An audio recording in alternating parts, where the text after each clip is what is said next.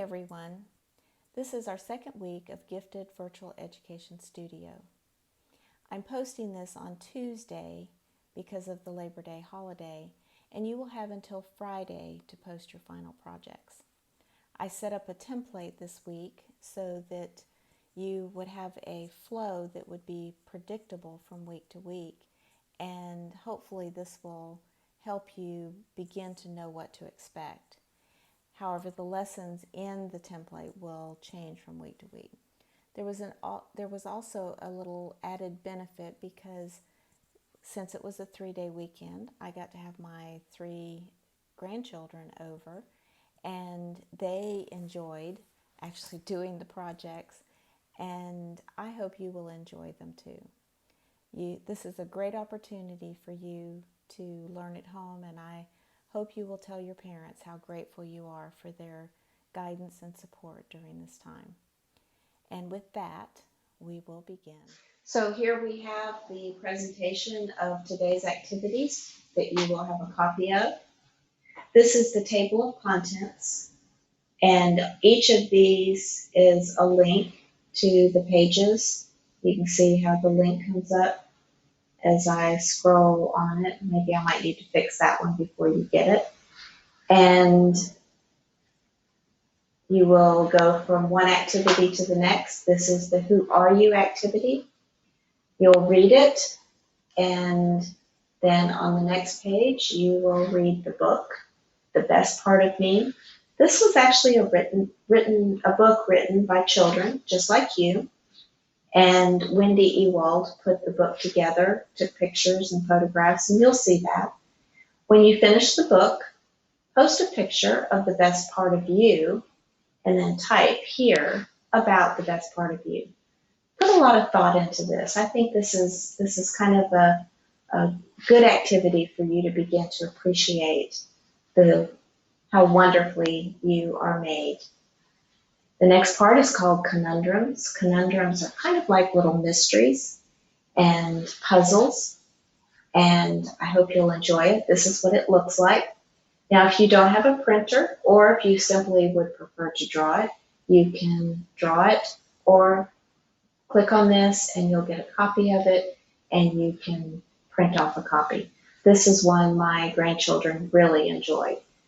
The one catch on this is you can only use 3 colors, and no colors can share an edge. For example, if I make this big part here green, then none of these parts that share an edge with it can be green. So you're going to have to be very careful about where you place each of the colors. And I bet you can figure out where the next green one might need to be. It's a little bit challenging, but you can do it. My second grade granddaughter probably enjoyed it the most, but her 5th grade big sister enjoyed it as well.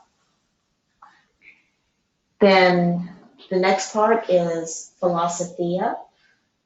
The word philosophia means the love of wisdom. Philo means love, Sophia means wisdom. It's where the word philosophy or philosopher comes from. So this week, you're going to learn about Leonardo da Vinci. We will also learn a little bit more about him next week and have some choice activities related to some of the things he did. He was an artist, scientist, and inventor. He was a person that really was interested in viewing things with the scientific method. He not only applied it to science, but he also used it in art and music. He was probably one of the greatest painters of the Italian Renaissance. He didn't have a lot of paintings that were left behind, but he left a great body of writings and sketches. And if you will watch this video, you'll learn a whole lot more about him. He's a very interesting person. He looked for ways to talk about things that could be universal so that everyone could understand. One of the things was perspective. It's the idea that when you look at an object that is far away, it appears smaller than if you look at the same object when it is close to you. It's the same way when you're going down a road driving. It looks like the road, the two sides of the road are joining together and meeting at a point in the distance. He was very realistic in his drawings, and he tried to depict things as they are in life. He took great care into noticing how animals, people, and places really look. So this is one of the choice activities, and you will take a 3x5 index card, fold it lengthways, and cut a little 1/2 inch hole, approximately 1/2 inch hole, and tape it to a piece of cardboard. There you can see it again. And then you're going to take a piece of measuring tape. If you don't have measuring tape, you can use a ruler and a piece of paper and draw out the inches across the length of a table, and then tape it down so that it won't move. Then you're going to take an object that is around 10 inches. I don't recommend anything taller than 10 inches. We tried it, it didn't work. Anywhere around 8 to 10 inches. And then look through the viewer, like my grandson, he's in 3rd grade. He's looking through the viewer and he's using his ruler to measure the height of the object as it looks through the viewer. And then he wrote that down. He started at 10 inches, went to 20, then 30, 40, and we kind of ran out of room at the 40, so his sister held the tape measure up and put the bottle on top of it so that he could measure the height of it. After you've recorded all the results, then I want you to take a photograph and submit it. And if you'll notice, Joseph had his results here, and then he created a graph where he wrote the measurements here of how far away it was, and then over here he wrote the visual distances that he observed through the little view window. And then you'll click here to go to the submission page. Then choice activity 2 deals with the golden ratio. Now this one, you can't get any better than learning about the golden mean or golden ratio from Donald Duck. This video is quite old, but it is very good. I think you'll enjoy it. And once you finish it, then I want you to find an item that you think demonstrates the golden ratio.